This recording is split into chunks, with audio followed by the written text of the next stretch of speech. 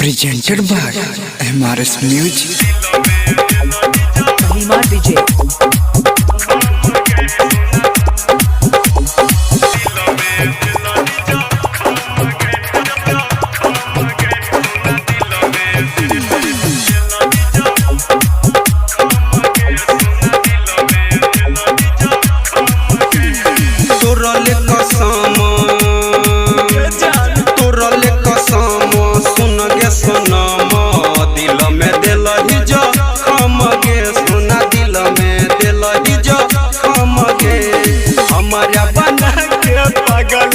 हमारा बना के पगल गेले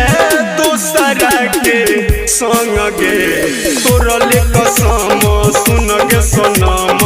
दिल में दिलही जखम गे सुन दिल में दिलही जखम गे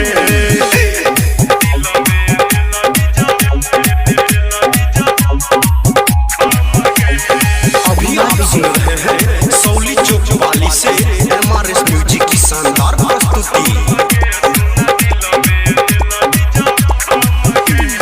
कोई दिलही बदनाम गे सोना चइल तू गेलही दूर कोई दिलही बदनाम गे सोना चइल तू गेलही दूर हमारा तू कुहा का बैछा बोलन भेलो कोन कसूर अखिया से बह छै लोराबा हे गे अखिया से बह छै लोराबा तोरा भेलो नहीं स रम गे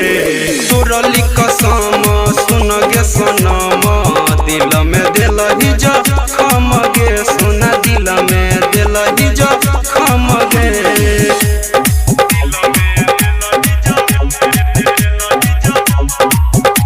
अभी आप सुन रहे हैं सौली चौक वाली से एमआरएस म्यूजिक की शानदार प्रस्तुति। तोरा बिना एक करे जाय बजियल नहीं जइतो तोरा बिना एक करे जाय बजियल नहीं जइतो भतरा के पाके खुश छी तू तोरा ने कुछ बुझइतो राइटर सहनी रोशन